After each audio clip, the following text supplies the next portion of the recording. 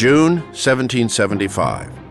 As word of the valiant defense of Boston's Bunker Hill reaches Philadelphia, General George Washington writes a new will and heads off to meet his destiny. Whatever mortal fears Washington harbors, the people he meets on his way to Boston have no such misgivings about the man charged to defend them. The appointment gives universal satisfaction. I was struck with General Washington.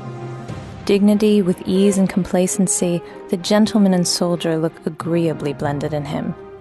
Abigail Adams. Cambridge, Massachusetts. Washington is in for a terrible surprise. Despite their brave defense of Breed's Hill, the men he is coming to command fail even his worst expectations.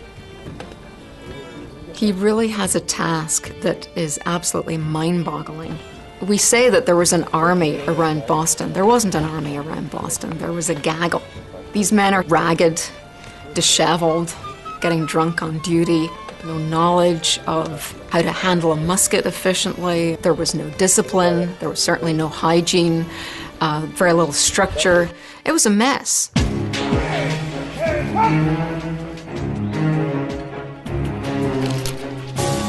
These are Washington's revolutionaries. This is the army he has to defend against the British Empire. Whatever Washington may think of his soldiers as men and as citizens, as soldiers, they're not much use to him. A dirty, mercenary spirit pervades the whole. Could I have foreseen what I have, no consideration upon earth should have induced me to accept this command. George Washington. The general must start from scratch and personally attend to even the lowliest, most rudimentary functions. His first tasks are fundamentally administrative tasks. His junior officers have to be taught how to fill out a report, how to count men, how to purchase supplies, how to buy tools, where to dig a latrine, where to butcher meat, where to bury offal. These are all things that, amazingly enough, Washington has to concern himself with. So the task before him is immense, and it's going to require a tremendous amount of energy to literally whip this army into shape. And the whip will come down hard. Every man will learn discipline by Washington's very strict code.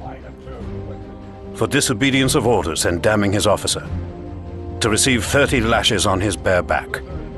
For expressing himself disrespectfully, to be stripped of his arms, put in a horse cart with rope round his neck, and drummed out of the army. General George Washington.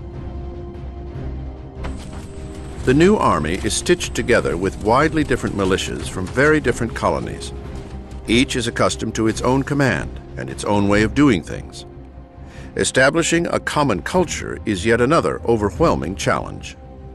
There were so many different brands of fighting, traditions, cultures, and people. Washington was very concerned that there were so many rivalries, so much friction between members of his army.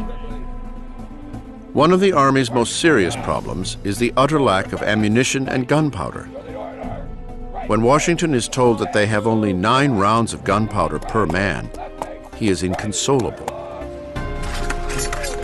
Advertisements in colonial newspapers plead for local gunmakers to step up their production, but to little avail.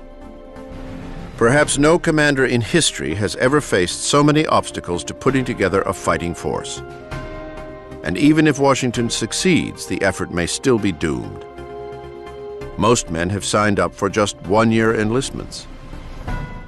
These men are serving for very short terms. Most of them, their contracts expire either in November or December. They're only going to be around for a few months. So as soon as they become even remotely competent, they're going to go home and he's going to have a new group to train again. Against these odds, Washington has precious little time to turn this woefully undisciplined, underprepared, and undersupplied army into a force that will have to stand up against the strongest army in the world.